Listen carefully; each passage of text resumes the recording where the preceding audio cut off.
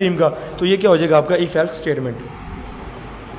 मतलब इसमें ना इफ एल्स स्टेटमेंट में अगर ये करेंगे नहीं तो वो दूसरा काम हमारे पास है, ऑप्शन में है, दूसरा ऑप्शन भी होता है। तो ये अब फ़र्क समझ लें ईजी सा कि इफ स्टेटमेंट में बस आपके पास एक ही ऑप्शन होता है, इफ एल्स में आपके पास फर्दर ऑप्शन भी होते हैं। आगे देखें इटरेशन, इटरेशन इन प्रॉब्लम सॉल्विंग, इटरेशन भी बोलते हैं इसको। इटरेशन होते हैं रेपिटेशन को बोलते हैं। कुछ चीज़ें ना हम बार बार रिपीट करना चाह रहे होते हैं अपने प्रोग्राम में, कि ये जैसे ना एक प्रोग्राम है कि 100 नंबर आपके पास हैं। अब 100 में से ना आपने कंप्यूटर को प्रोग्राम दिया कि जो इवन नंबर है ना 100 नंबर तक 100 तक ना बार बार इवन नंबर को प्रिंट करवाते रहो। पहले 2 करवा दो, फिर 4, फिर 6, फिर 8, फिर 10, फिर 12। अब ये मतलब जो प्रोग्राम है उसको आपने इंस्ट्रक्शन दे दिया है, तो आपने ये क्या लगा दिया, आपने इटरेशन की कंडीशन लगा दी है। ये कंडीशन में ही फॉल करता है कि आपने बार बार रेपिटेशन करनी है इवन नंबर की, और जब अनटिल 100 ये इटरेशन होती है। इसकी डिफाइन ना पहली लाइन पर ही है। अगर ये शॉर्ट में मौजूद हुआ तो ये आप लोग पहली लाइन कर लें कि some time we want to repeat an action again and again, it is called iteration. ठीक हो गया बेटा, इटरेशन होती है रेपिटेशन। आगे देखो एग्जांपल, जैसे वही एग्जांपल जो मैंने आपको पहले बता दिया, 100 तक आपने ना प्रिंट कराते रहना है इवन नंबर को, और बार बार तक जब तक 100 हो नहीं जाता तब तक आपने प्रिंट कराते रहना है। तो इस तरह से आप एज एल्गोरिथम की फॉर्म में इसको लिख सकते हैं। ठीक है, एज सीडो कोड में भी लिख सकते हो आप लोग इसको। आगे देखो कॉन्सेप्ट ऑफ नेस्टिंग। नेस्टिंग क्या होता है? Nesting is the placement of an object with in another object. अच्छा, एक कंडीशन किया तो दूसरी कंडीशन लगा दी है, ये होता है नेस्टिंग। जैसे ना एक चीज़ के अंदर, एक बॉक्स के अंदर एक और बॉक्स इंसर्ट कर दिया है, तो ये इंसर्ट करना क्या होता है? नेस्टिंग होता है। In problem solving different element में be replace within another element. For example you may place condition within other condition और loop within other loop. आप एक कंडीशन के अंदर एक और कंडीशन भी रख सकते हो, तो ये हो जाएगा नेस्टेड कंडीशन। ठीक हो गया।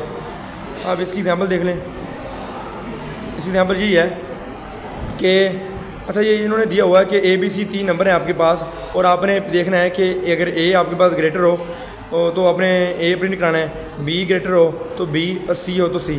पहले आपने ना तीनों देखते आने हैं। A है, इफ़ स्टेप नंबर 5 देखो, if true then check if A is the greater than C। अच्छा, if true then print A as the greatest number. If else, if false होता है तो then print C as the greatest number. अच्छा, मतलब अगर A ठीक है, greater है तो A प्रिंट करा दें, अगर नहीं तो C को कह दें जी ये ग्रेटेस्ट नंबर है। अगर स्टेप नंबर 6 देखें, अगर आपके पास B ग्रेटर है तो आपने B को प्रिंट करा दें, अगर B नहीं है ना ग्रेटर तो आप C को प्रिंट कराएं एज अ ग्रेटेस्ट नंबर। तो हमने ना एक के अंदर दूसरी वैल्यू रख दी है, इंसर्ट कर दी है। तो ये क्या लगा दिया हमने नेस्टिंग कर दी है, नेस्ट लगा दिया ना। ये देखो A के अंदर हमने C को रख दिया, B के अंदर भी C को रख दिया, दोनों के अंदर C को रखा हुआ है, तो ये क्या हमारा नेस्टिंग हो गया। नेस्टेड और इटरेशन और लूप से क्या होते हैं? ये देखो इसमें ना एग्जाम्पल में आपको समझाएगा कि an example of the way nested iteration और लूप कैन बी रिपीट। देखो पहले रिपीट कंडीशन है, फिर हमने वो करली ब्रेसेस लगाई है, और करली ब्रेसेस के अंदर हमने रिपीट कंडीशन किया, और रिपीट कंडीशन के अंदर फिर हमने एक स्टेटमेंट रख दी है। ये आपको 2 तरह से ब्रैकेट नज़र आ रही है ना, तो ये क्या है? ये नेस्टिंग है। एक कंडीशन के अंदर एक और कंडीशन को रख छोड़ना, या एक लूप के अंदर एक और लूप लगा देना, ये होता है नेस्टिंग। अब आपका जो है ये बेटा यहाँ तक आपका टास्क है, आपको समझ आया है तो ठीक है। अगर प्रॉब्लम है कोई तो कमेंट करें नीचे। ठीक है बेटा, यहाँ तक आपका रीडिंग है, चैप्टर मुकम्मल हुआ। तो आप लोगों का काम सुन लें। काम आप लोगों का है शॉर्ट क्वेश्चन नंबर 8 है, वो देख लें। ये आप लोगों का शॉर्ट क्वेश्चन होगा इधर।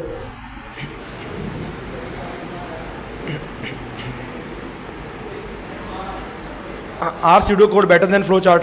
If yes then explain why. Pseudo code होते हैं वो फ्लो चार्ट से बेटर हैं कि नहीं? अगर हैं तो बताएं जी क्यों। अच्छा, ये ना आपका 8 नंबर क्वेश्चन है, इसका भी आंसर आपको बताता हूँ अभी। और ये दूसरा जो लॉन्ग है, ये लॉन्ग है जी आपका। What do you mean by the halting problem? How can we prove that halting problem is undecidable? Halting problem क्यों अनडिसाइडेबल है, और हाल्टिंग प्रॉब्लम से क्या मुराद है, ये आपने याद करना है। याद दोनों ही करने हैं, लेकिन लिखना आपने लिखना और याद करना है जो है वो दूसरा शॉर्ट जो है 8वां वो है। ठीक है बेटा, तो इसका निशान लगा लें। ये आप लोगों का होगा ये इधर सूडो कोड का जो है ना शुरू से डिफाइन करोगे और अदर पीपल तक कर लें। Collection of instruction to solve a problem से लेकर अदर पीपल तक कर लें, तो अदर पीपल तक आपका जो है ये सारा कुछ इसमें आ जाएगा। सूडो कोड क्या होता है और ये क्यों बेटर होता है। ठीक है, और हार्डिंग प्रॉब्लम का ये पूरा पैराग्राफ हो जाएगा। हार्डिंग प्रॉब्लम है ना, पहले बेटा आप इसकी डिफाइन करोगे। हार्डिंग प्रॉब्लम की ये यहाँ से हार्डिंग मीन्स टर्मिनेटिंग और स्टॉपिंग, यहाँ से लेकर आप लोग कर दोगे स्टॉप और नोट तक कर दोगे, ठीक है। ये विल एवर स्टॉप और नोट यहाँ तक डिफाइन है, और ये डिफाइन करके बाद में आप जो जितना बच जाएगा वो सारा आप लिख दोगे, वो आपका हो जाएगा why hardening problem is undecidable. तो ये आपका जी काम है लिखना, और आपने है क्वेश्चन 8 शॉर्ट क्वेश्चन जिसका है ये स्यूडो कोड वाला, ठीक है बेटा। तो करें इसको, प्रिपेयर करें, लिखें, भेजें होमवर्क। फी मानल्ला।